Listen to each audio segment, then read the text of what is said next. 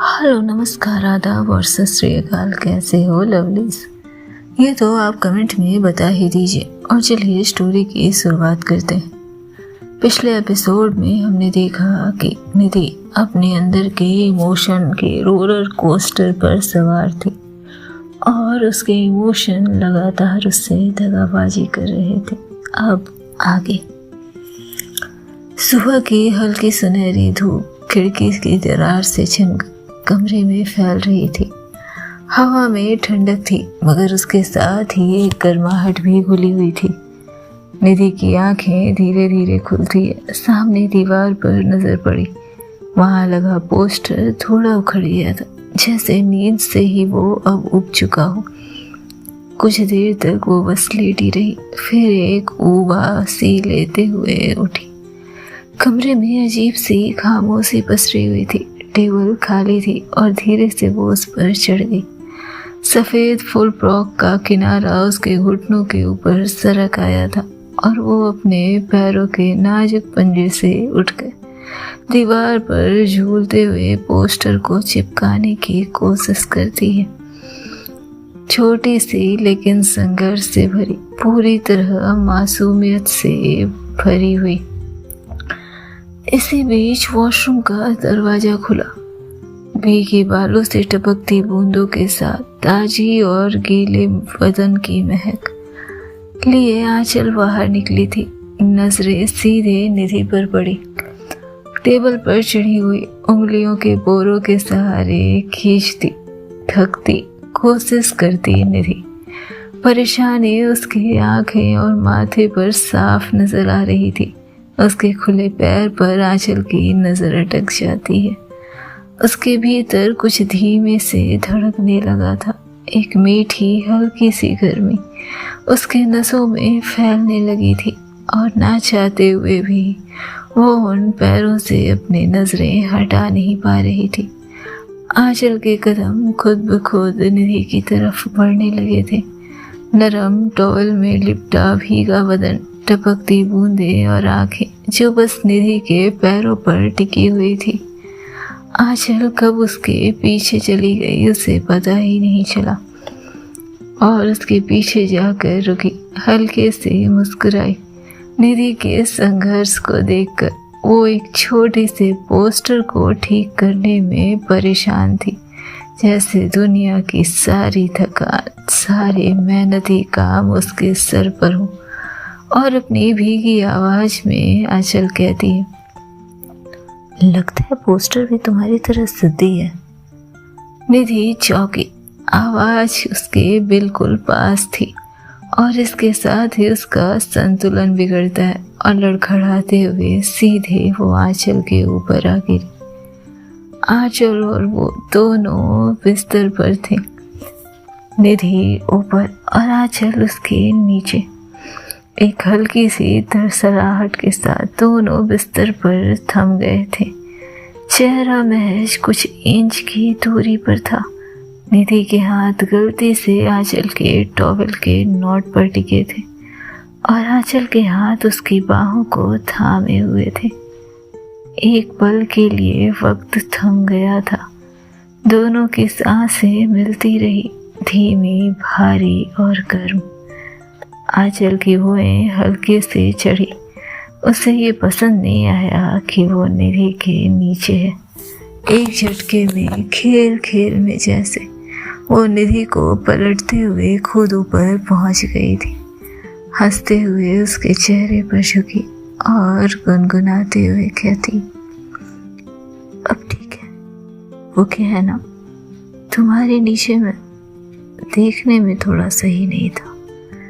निधि का दिल इतनी तेज धड़क रहा था कि आंचल उसकी धड़कनों की लय को उसके सीने के उतार चढ़ाव से महसूस कर सकती थी। हल्के से झुककर आंचल ने फुसफुसाते हुए उसके कानों में कहा, काम डाउन प्रिंसेस। निधि की सांसें लड़खड़ा गई। बेहद नाजुक सी, जैसे किसी ने उसके भीतर कांपती हुई कोई डोर छेड़ दी हो। बिना सोचे निधि के हाथ फिर से आंचल के टॉवेल नोट पर जा टिके थे और उसने उसे जोर से थाम लिया था। आंचल हंसती है। उसकी हथेली धीरे से निधि के हाथों को थामती है और वो फिर निधि को देखकर उसके कानों में फुसफुसाती, केयरफुल डार्लिंग, मेरे कपड़े उतारने की कोशिश कर रही हो। आवाज में छेड़ने की नर्म लहर थी और फिर आंचल का चेहरा थोड़ा और झुका, जैसे गर्म सांसें निधि के गालों को छूने लगा हो। पर अगर मैंने ट्राई, और इसके साथ ही वो चुप हो गई थी। निधि की आंखें बेहद बड़ी बड़ी, वो बातें अधूरी ही छोड़ दी थी उसने, लेकिन कुछ डर और कुछ अनजानी उत्तेजना जैसे निधि की आंखों में तैर गई थी। वो उठने की कोशिश करने लगी, लेकिन आंचल ने उसके हाथ को पकड़कर उसके सिर के ऊपर बांध दिया। नर्म दबाव के साथ उसे अपने नीचे थामे रखा। आंचल की आंखों में शरारती चमक थी। वैसे तो तुम मुझे मेरे नीचे काफ़ी पसंद आ रही हो, लेकिन ये बताओ, टेबल पर चढ़कर क्या करतब कर रही थी तुम? निधि गुस्से में खुद को छुड़ाने की कोशिश करती है। बेतहाशा कोशिश के बावजूद आंचल की पकड़ को हिला तक नहीं पाई थी वो, और उसकी हर कोशिश जैसे नाजुक थी, असमर्थ। उसने गुस्से में आँख घुमाते हुए कहा, तुमसे मतलब? आंचल उसकी नरमी से देख मुस्कुराती है, फिर अपना चेहरा उसके पास लाकर उसके कान के पास गहरी आवाज में कहती, जब तुम यूं छूटने की कोशिश करती हो ना, और इस तरह से अपने बदन की पूरी ताकत लगाती हो, तो ट्रस्ट में मेरे मन में तुम्हारे लिए जो ख्याल होते हैं वो बिल्कुल मासूम नहीं होते। क्या तुम्हें इस बात का अंदाजा है? निधि के देह में एक अजीब सी सिहरन दौड़ गई थी। उसके गाल पूरी तरह से गर्म हो चुके थे और उसने जवाब देना ही सही समझा। मैं पोस्टर ठीक कर रही थी। जैसे तैसे शब्द उसके होठों से निकले थे और वो देख आंचल एक नज़र पोस्टर को देखती है और फिर निधि को। और ठीक हो गया पोस्टर। निधि को गुस्सा आया और उसने फिर से आंखें घुमाते हुए छूटने की कोशिश की। मजाक बनाना बंद करो मेरा, इडियट। लेकिन आंचल उसकी बड़ी बड़ी गहरी आंखों में झांकती रही। उसके चेहरे की मासूम बेचैनी को मानो पी रही थी वो अपने आँख से। और निधि की सांसें और तेज हो गई थी। उसकी पलकों की कंपन आंचल को साफ नजर आ रही थी। क्या देख रही हो ऐसे? निधि ने फुसफुसाते हुए सवाल किया। आंचल के होठों पर शरारती मुस्कान थे। वो धीरे धीरे झुकी।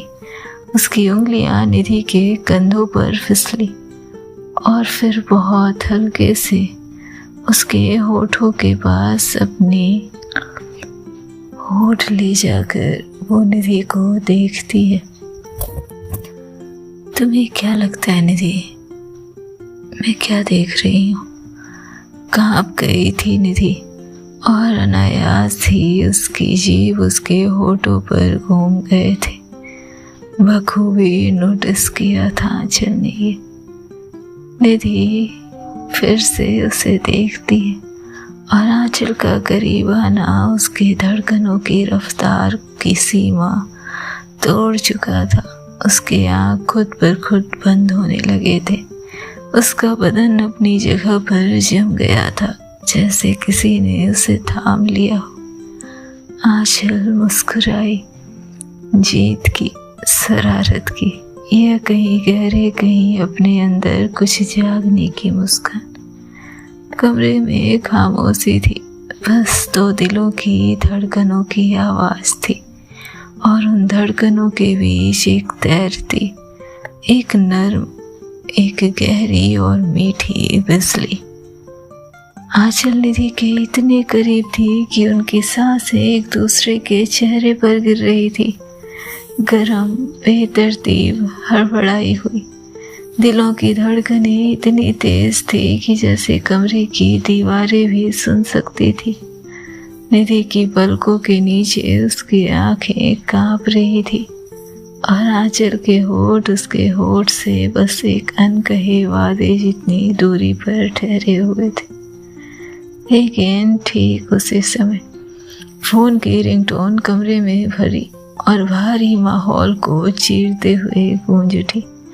दोनों जैसे अचानक किसी गहरे सम्मोहन से बाहर आ चुके थे। सांसों की लय अभी भी बिगड़ी हुई थी। आंखों में डर दौड़ गया था। आंचल बिना कुछ बोले तेजी से पीछे हटी और लगभग दौड़ती हुई फोन तक पहुंची।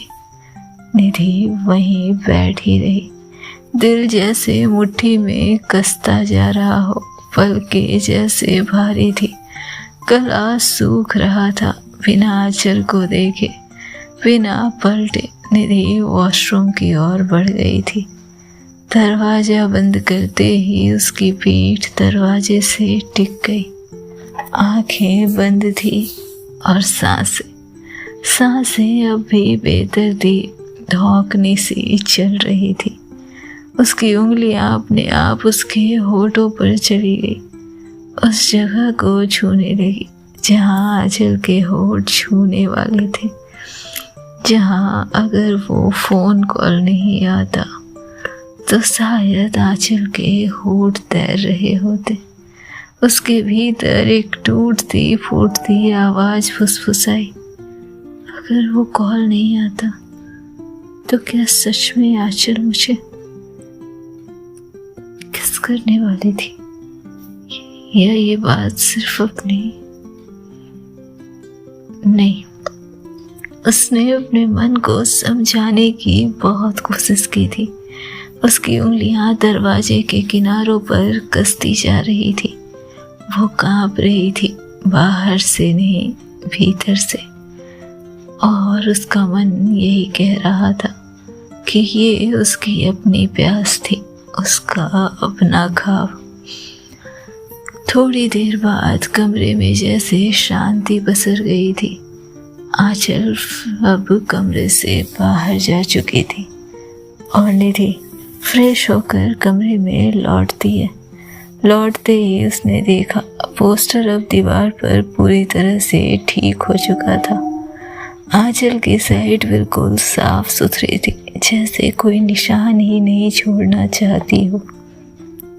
एक हल्की बेसख्त कसक उसके सीने के भीतर उभर आई।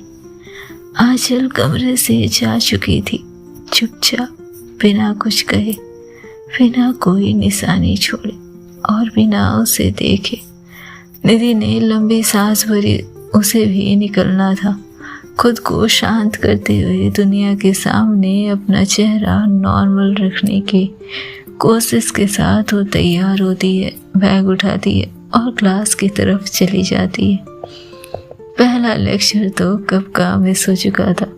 उसके भीतर अब भी एक तरह की सूनी थकान भरी हुई थी, जैसे कुछ छूट गया हो, कुछ रह गया हो, कुछ पूरा नहीं हुआ हो।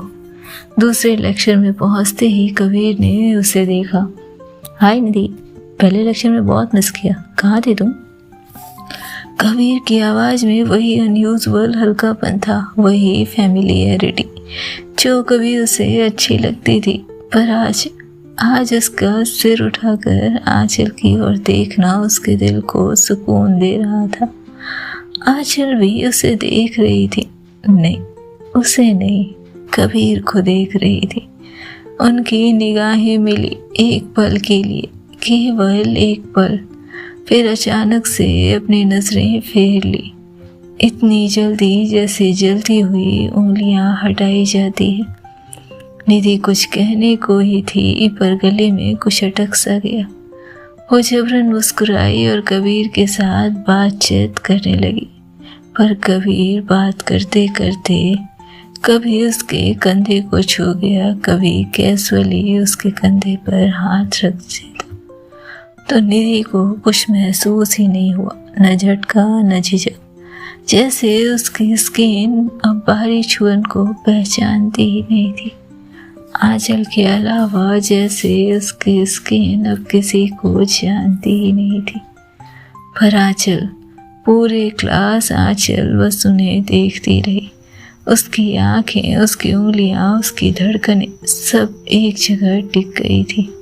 कबीर की हंसी, उसका निधि के कंधे पर हाथ टिकाना, उसके थोड़े आगे झुककर निधि से कुछ कहना, ये सब आंचल के भीतर आग के छोटे छोटे गोले बना रहे थे।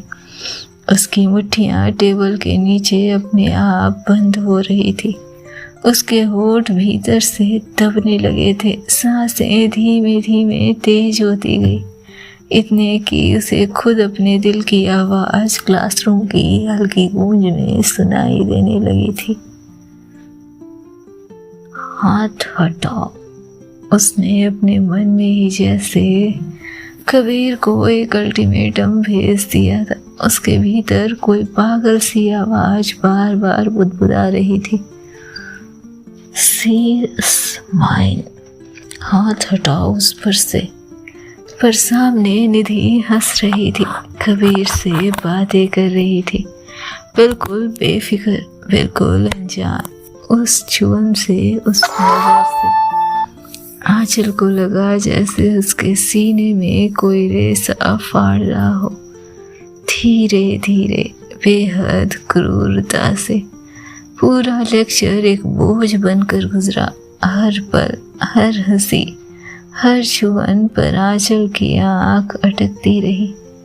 और निधि तो जैसे इन चीजों से बिल्कुल अलग थी। उसकी नजरों के ताप से भी, उसकी जलती हुई तन्हाई से भी, उसके अंतर्द्वंद से भी निधि को यकीन ही नहीं हो सकता था कि आंचल मेहता उसे लेकर इतनी पॉजिटिव हो सकती है। समय बीत रहा था। क्लास खत्म होने तक का समय आंचल के लिए जैसे दम घुटने वाला था, और क्लास खत्म होने की घंटी बजते ही निधि ने अपनी किताबें समेटी और उठने लगी।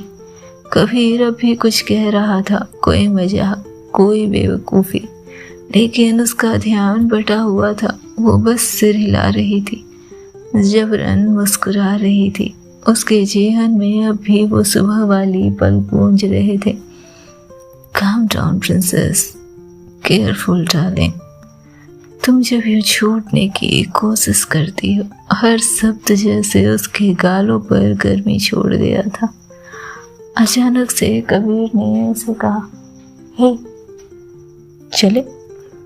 निधि ने थोड़ा चौंक कर देखा और फिर देखा कि सामने से आंचल खड़ी है। कुछ दूरी पर उसकी नजरें सीधे उस हाथ पर टिकी थी जो कबीर ने निधि की तरफ बढ़ाया था। कुछ सेकंड के लिए नजरें मिली, आंखों में ठंडी थी, लेकिन दिल में उबाल। निधि बिना कुछ बोले अपना बैग उठाती और कबीर के पीछे पीछे चलती थी। कबीर जैसे बेतुकी बात बड़बड़ाता उसके आगे आगे चल रहा था। कैंटीन में दोपहर के समय निधि एक कोना पकड़कर बैठी थी। कबीर उसके पास बैठा और हाथ पर धीरे से हल्की थपथपकी दी थी। क्या हुआ, तुम आज बहुत चुप हो? कुछ नहीं। पर तभी जैसे कैंटीन की हवा बदल गई। आंचल मेहता सामने से आती दिखी और उसके ऑरा में ही उस तरह का कॉन्फिडेंस था कि कबीर की नजर थोड़ी देर के लिए ठहर गई थी।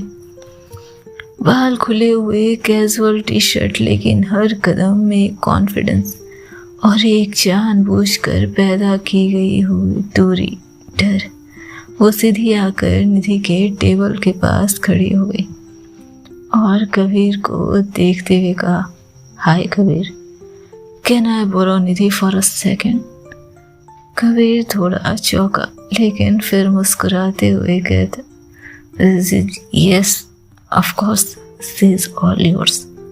आंचल के चेहरे पर हल्की मुस्कान, कुछ तीखी और कुछ जो कबीर को ये एहसास करा रही हो कि अभी अभी जो उसने कहा वो कितना बड़ा सच है, कि आखिर निधि सिर्फ उसकी ही तो है। निधि जैसे बिना मन के उसकी तरफ देखी और फिर साथ में खड़ी हो गई। कॉलेज के कॉरिडोर में एक सुनसान कोना था।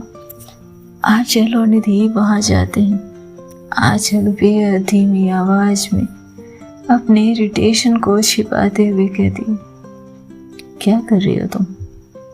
निधि ने कंधे उचकाते हुए कहा, क्या मतलब तुम क्या करने की कोशिश कर रही हो आज? मुंह से ये शब्द सुनते ही निधि को मानो गुस्सा आ रहा था। एक तो ये लड़की उसे कंफ्यूज कर रही थी और दूसरा ऐसी हुकूमत जैसे कि निधि सिर्फ उससे राबता रखती हो। तुमसे क्या मतलब है आंचल, मैं क्या कर रही हूँ?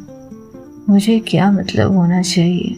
आंचल करीब आई, निधि के बस एक हाथ की दूरी पर। क्या वही करना बाकी था जो छुपा रह गया था? निधि की आंखें फैल गई। आर यू मैड आंचल? बोलने से पहले सोचो तो कि क्या बोल रही हो। ओह, गुस्सा आ रहा है तुम्हें? ये गुस्सा तब नहीं आया जब तुम उस लड़के के कंधे पर हाथ रखे उसके बेहद करीब होकर उससे बातें कर रही थी। लिमिट क्रॉस करो आंचल तुम, और फिर मैं बर्दाश्त नहीं कर पाऊंगी। रियली निधि, तुम पागल हो गई हो। अच्छा, और तुम्हें क्या फर्क पड़ता है अगर मैं उसके साथ हूं? तुम्हें कोई फर्क नहीं पड़ना चाहिए।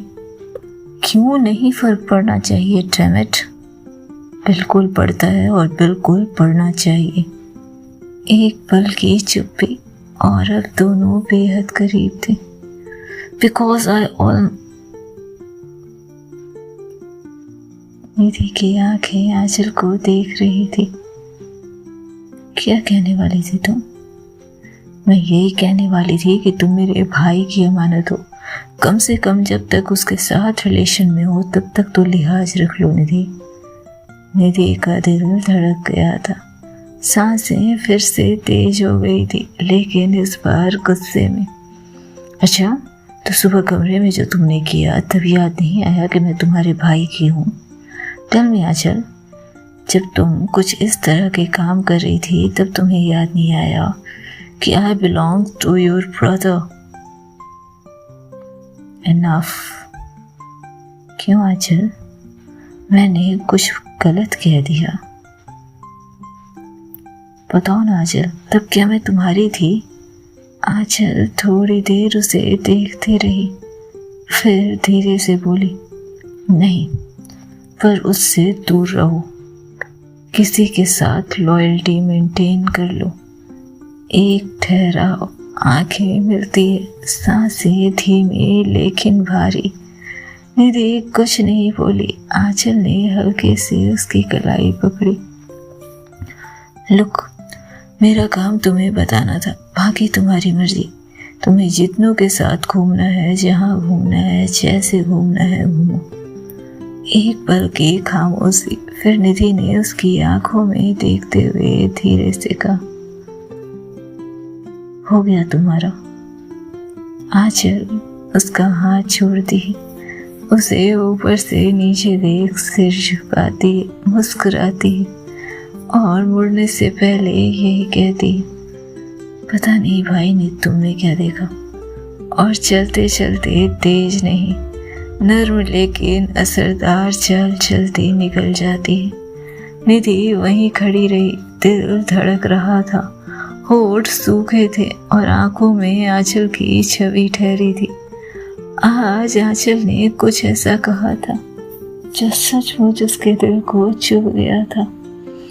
आज आंचल के मुंह से ये शब्द सुनकर कि जितनों के साथ घूमना है घूमो, किसी से तो लॉयल्टी निभा लो, जैसे उसके वजूद पर आंचल ने तमाचा मारा था। और निधि की आंखों में उभरे आंसू इस बात की गवाही दे रहे थे कि आंचल मेहता सिर्फ एक नॉर्मल लड़की तो नहीं रह गई थी उसकी लाइफ में, क्योंकि जो उसकी आंखों में आंसू लाते वो कोई एक नॉर्मल इंसान तो नहीं हो सकता था। और यही चीजें थी जो उसे डरा रही थी, उसे धमका रही थी, उसे हर तरह से आंचल से दूर रहने का आग्रह कर रही थी। लेकिन दिल अपने उरूस पर था, दिल को कहाँ सुननी थी, दिल को तो तबाह होना था। क्या होना था आगे जानने के लिए सुनते रहें नेक्स्ट एपिसोड। तब तक खुश रहें, स्वस्थ रहें, मस्त रहें, बिंदास रहें, बाकी जो करना है करें।